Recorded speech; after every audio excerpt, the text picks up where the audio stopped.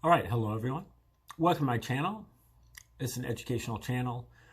We check into great theories and discoveries, magnum opuses, tour de forces, all really coming from obscure sources. Things that you probably have never heard of, but they would make an explosive impact on your life if you did. And so we're trying to provide that. Today is our 234th Bible Decode, all coming from the New Testament as part of our unit called the Reciprocal Church. Basically a survivalist kit for your spiritual practice in the anticipation that really all 5 of the major Western religions are about to crash and burn. Because they lack evidence, and that is Christianity, Judaism, Islam, Satanism, and atheism, or scientism, or communism, or statism, or, however you'd like to think of your atheism. Just, leave it to the experts. You can't research this yourself. You're not quite smart enough. So anyway, now you may ask, why is the Bible Decode part of some explosive but obscure type of thing? It's not so much the New Testament, it's the interpretation of the New Testament as being a psychological operation from the Romans against the Jews. The Roman Caesars from the Flavian dynasty, as Emperor Vespasian and his 2 sons, Emperors Titus and Domitian, who were in charge of the Roman Empire from 69 until 96 AD. And they had just gotten done fighting a war against the Jews.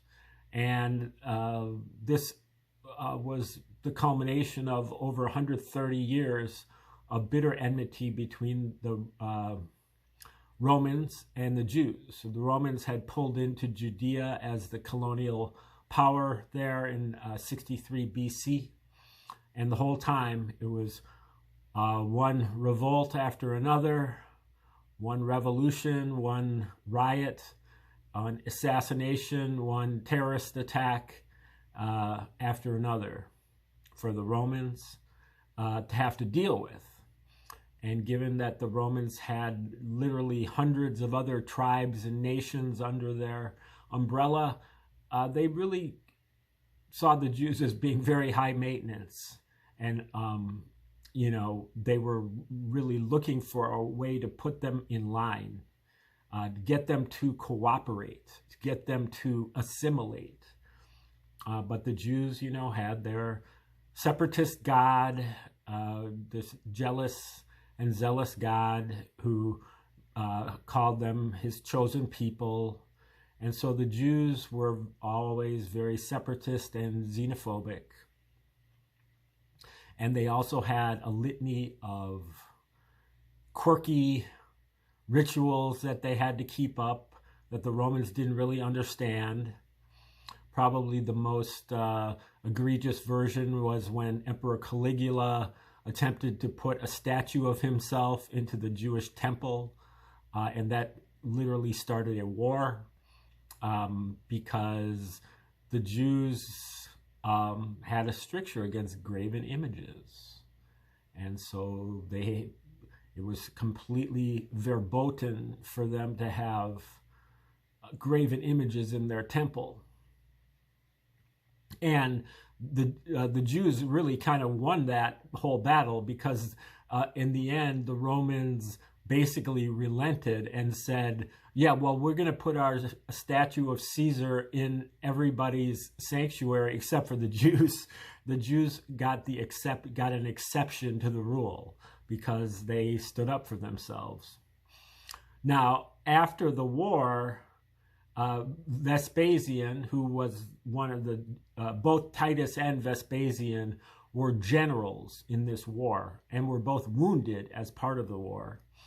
And after the war, I think they got together, and this may have been cooking up already, probably was, to, instead of, the Jews waiting for a Messiah to help them overthrow the Romans instead wrote a story about a Jewish Messiah who instead was a Prince of Peace and believed in rendering unto Caesar what is Caesar, walking the extra mile with the Roman soldier's backpack and turning the other cheek to oppression,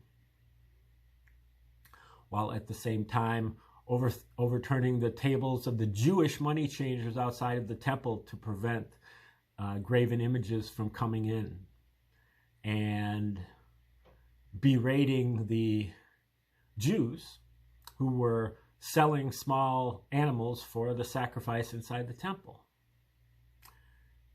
So Jesus is taking direct aim at the Jewish rituals and being entirely cooperative toward the Romans.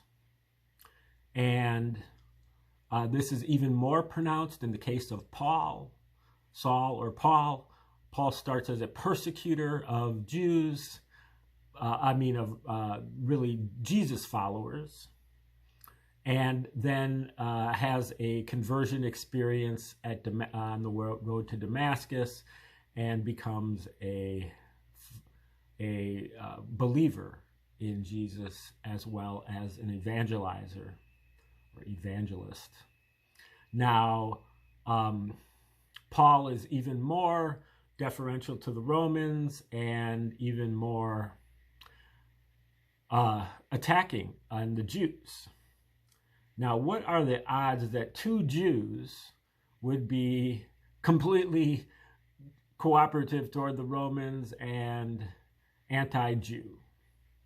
Well, it's actually probably higher than you think, because many of the Jews had sold out to the Hellenistic, Greek-speaking Romans, and they were, the Herod kings, and also a lot of the Sanhedrin and the Sadducees. But it shows that that's, evidence that the New Testament was actually written by the Romans.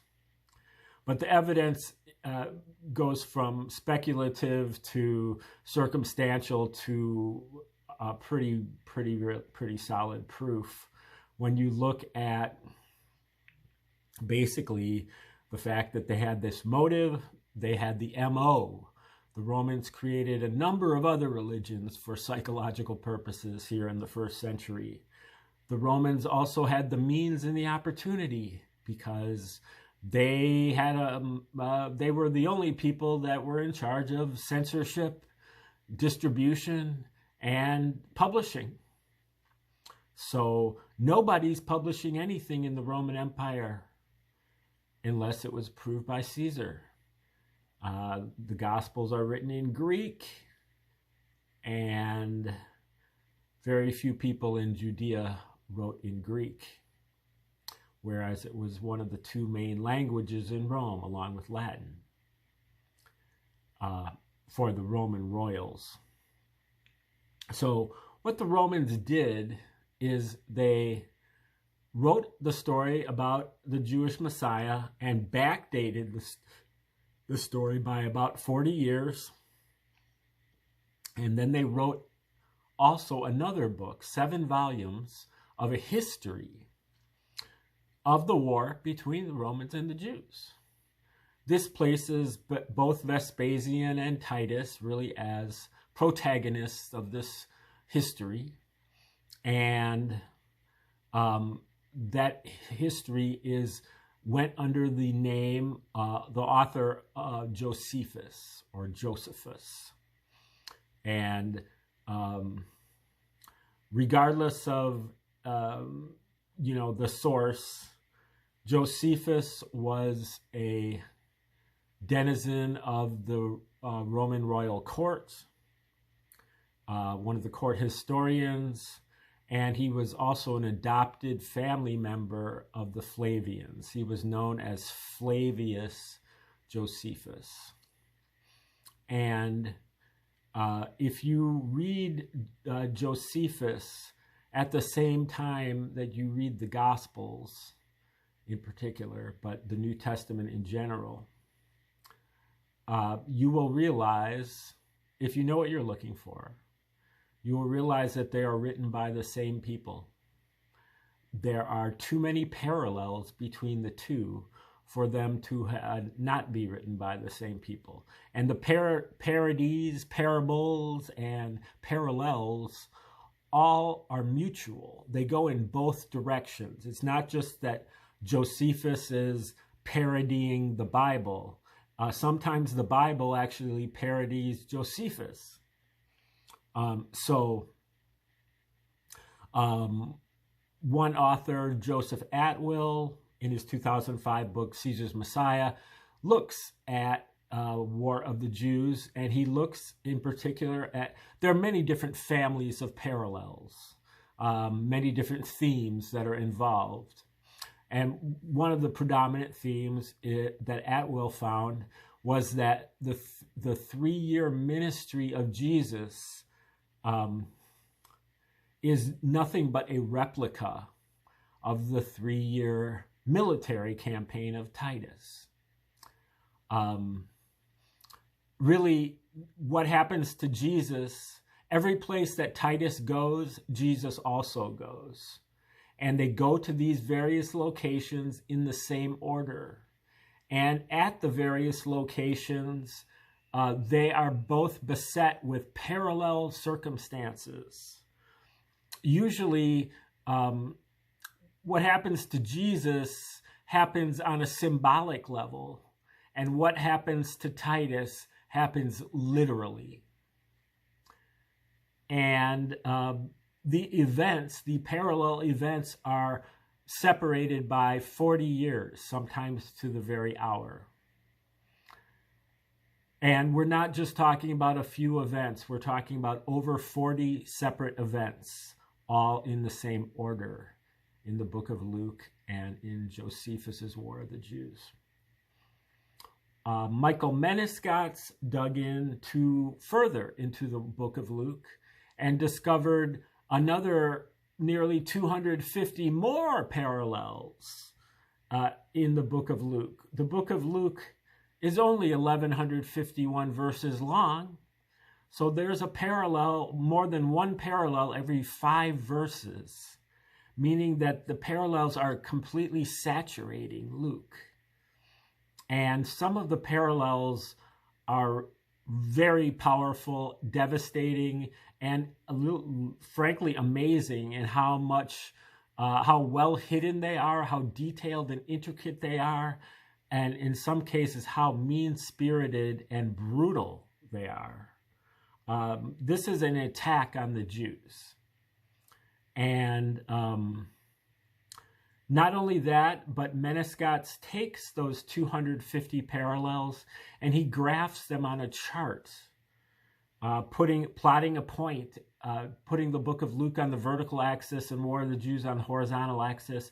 He plots a point for every parallel and finds that he has created 5 almost perfect letters in Latin, the language of the Roman Caesars. And those letters are APTVS. The T and the V, I would suggest, would be for Titus and Vespasian, the authors, or at least the 2 people who, were in charge under the auspices of Titus and Vespasian. So the main point is that not only did the Romans write the book of Luke, but they signed their name to it, or they stamped their initials on it, so that one day people would figure it out and that would be proof. And here we have it. And if more people knew about this, I think this would be, out of all those 5 religions that I listed, Christianity is my favorite of those 5. But the fact of the matter is that it doesn't stand up to scrutiny. When you read War of the Jews at the same time that you read the Gospels, you recognize that it's a psychological operation. And here in the 21st century, especially part of the Christian truther movement, they recognize, they know what a psychological operation looks like. Because there are plenty of psychological operations going on currently, but they just don't stretch it back far enough to recognize the same thing happening 2,000 years ago. Now, what we're doing today is we are looking at a book by Thies Voskuilen and Rosemary Sheldon called Operation Messiah. And this is a book that goes almost into the Roman origins hypothesis, but stops short because they recognize that Paul acts as an agent of the Romans, but they do not recognize that Jesus also acts as an agent of the Romans. And so instead of saying that the entire New Testament, or at least the whole Gospels, are written by the Romans, they confine all of it to Paul and really just say that Paul was an intelligence agent of the Romans. Of course, with the Roman origins hypothesis, you just say this whole thing is fiction. Paul never existed, and neither did Jesus. Or maybe they did exist, but this fiction may be based on some factual something or another, but it looks like propaganda when you kind of add it all up. But anyway, they stop short, and that kind of hurts their analysis, but they also do bring up some interesting points, and it's kind of good to weigh out the Roman origins hypothesis in the light of this book here, Operation Messiah. We're going to take over, I think we're in chapter 8. A previous high priest, Caiaphas, had turned in Jesus on the same charge, being a nationalist and a troublemaker. And we know how that story ended. As in that former case, the high priest's charge against Paul was a political, not a religious one, consisting of an allegation that Paul was a danger to Roman rule. The author of Acts cannot resist using the term elders, as though the entire Sanhedrin were behind this. And he also uses the blanket term Jews. The use of the all-encompassing term Jews in Acts is exceeded only by the Gospel of John in its anti-Semitic effect, and, in this context, a subtle pro-Roman effect. Well, this is interesting because this is pretty much the first place that they have placed a pro-Roman, anti-Semitic effect on something outside of just Paul. They put it on the Gospel of John. Now they could easily expand that to the other Gospels too. The Gospel of John might be more pronounced, but it's also in the other Gospels. So they're knocking on the door of the Roman origins hypothesis, but they're stopping short, and they're really sticking just with the hypothesis that Paul is an intelligence agent. Which it does sound like that would be true, because really the Pauline epistles, basically Paul is traveling around preaching, trying to evangelize, but what generally happens is that he gets attacked by the Jews and he gets rescued by the Romans. There is no reason for the elders or all the Jews to be involved in this. The Sanhedrin had already cleared Paul of any religious charges, and it was the high priest's job to turn over any political prisoners to Rome. In capital cases only, the Romans had jurisdiction. It is unclear why the high priest would need to bring a Roman advocate to Caesarea. It was enough for the high priest to make a political charge against Paul for the Romans to condemn him. If that was what they wanted to do, there is no fine point of Roman law being argued here. Acts tries to say that Paul is accused of making an attempt to profane the temple. But this is a religious charge. The Romans did not care about temple purity. When we are told that the Asian Jews who first denounced Paul in the temple grounds thought that Paul had brought a Gentile called Trophimus into the temple area, forbidden to Gentiles.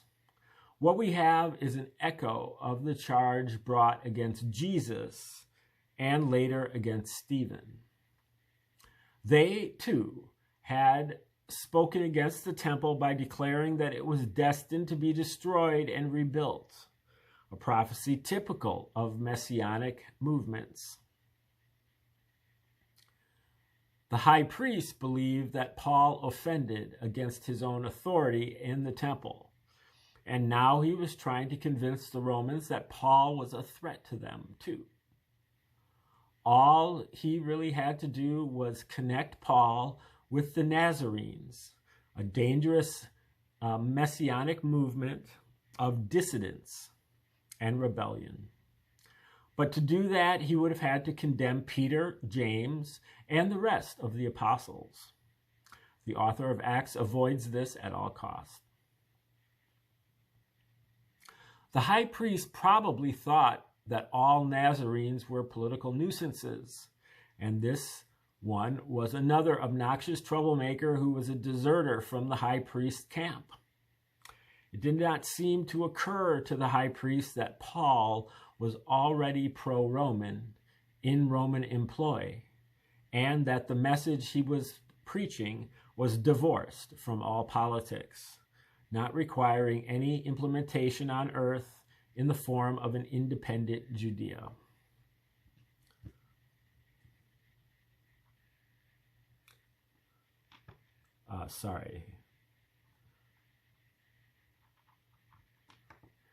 The governor, this section is called intelligence asset. The governor, on his part, had no intention of turning Paul over to the high priest. Paul was a citizen, a man with access to wealth, as well as a useful intelligence asset. Keeping him in Caesarea was in Felix's best interest, and thus Paul could live free and unmolested in the Roman provincial capital until the end of Felix's governorship 2 years later. Felix was eventually succeeded by Porcius Festus. We should consider the political background of his removal. This is recounted in Acts 24:27. Felix had reason to curry favor with the Jewish leadership. His personal misconduct and his attack on Jewish guerrillas had alienated a large part of the Jewish population of Palestine. Riots in Caesarea had completely marred the end of his term of office. In 59 AD, the emperor recalled Felix from Palestine for his unsatisfactory handling of the Caesarea riots and the complications which arose from them. The Jewish authorities had sent a delegation to Nero, who had already removed Felix's brother, Pallas, from office. He retained some influence at Rome because the Jewish leaders of Caesarea sent a delegation to Rome to complain about Felix and request his removal. He was removed from Judea, but not punished further for his misdeeds against the Jews. Now, this section is called Paul in Caesarea before Festus, 57 to 59 AD. Paul stayed in the Roman capital Caesarea until the new governor Festus arrived. The alleged 2-year confinement in Caesarea is described as a dead period for apostolic activity, which Acts gladly passes over. At least Paul was effectively prevented from preaching, but he could consult whomever he wished and could advise the Roman governor on security issues in Judea. The new governor made a trip to Jerusalem to establish good relations with the Jewish leadership. Paul's case was one of the things they discussed. Acts tells us the Jews wanted Paul to be sent to Jerusalem, where he could be ambushed and murdered on the road along the way. But Paul was kept safely in Roman jurisdiction. The high priest renewed his charges against Paul. We have found this man to be a troublemaker, stirring up riots among the Jews all over the world, he says in Acts 24:5. Acts leaves no doubt that this accusation was feigned in order to replace an earlier accusation which had not stood up to closer scrutiny. In, for example, Acts 21:28 and Acts 23:29. Paul was forced to adopt a new course of action. He decided to leave Judea immediately and be done with the nuisance of these Jewish attacks. Under the guise of requesting a trial in Rome, his legal right as a citizen, Paul sailed for the capital of the empire. Had he been guilty of a serious crime against Rome, a real threat to the public order, which he seemed to be when judged on the surface of things, Paul would have never left Jerusalem. The governor would have seen to it. Okay, this section is called Paul before Agrippa and off to Rome. Once the governor decided to accede to Paul's request to be tried in Rome, he would have to write letters of report, which would accompany Paul to Rome in order to inform the imperial tribunal of the particulars of the case. The author of Acts uses this as the legal excuse for Festus to consult King Agrippa. Festus gives 2 accounts of Paul's case to the king, and that's in Acts 25:13 through 22 and 23 through 27, really 13 through 27. This section of Acts, which says that Paul delivered speeches before the Jewish king Herod Agrippa II, is probably unhistorical. Paul's appeal is supposed to have filled the king with so much admiration that he almost seems to be on the verge of converting to Christianity. It was Herod's father, Herod Agrippa I, who executed the Nazarene. Well, he says Herod, but he means Agrippa II in this case. These are all Herods, all of these kings. But he says it was Herod's father, Herod Agrippa I, who executed the Nazarene leader James, son of Zebedee, and thus it seems unlikely any member of the dynasty would have been well disposed toward Nazarenes, especially as Nazarenes did not recognize the Herodian dynasty as legitimate. Of course, we know Paul had been pro-Herodian for most of his career. Now, the only source for where he's saying Herod Agrippa I who executed the Nazarene leader James, son of Zebedee. The only source for that is Josephus. So it's fiction.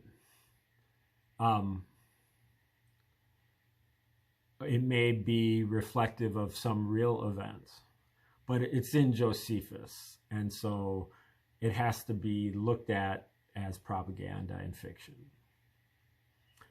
When it was decided that Paul should be sent on to Rome, even though both Agrippa and the Roman governor thought he was innocent, Acts says that he and some other prisoners were handed over to a centurion named Julius, who belonged to the imperial regiment. Julius had a detail of soldiers to assist him. The search for greater precision in identifying this Julius has yielded three possibilities. We are told only that Julius treated Paul kindly, not why. Nothing is said of arrangements for the provisioning and keeping of other prisoners. One scholar has argued that the minimum in the way of personal attendance was allowable for a man of respectable position was 2 slaves, and Paul is believed to have been attended by 2 slaves. Okay, we're going to stop right there and take over tomorrow. Thanks for tuning in today. Have a great day. Like, share, subscribe, comment, and come back tomorrow.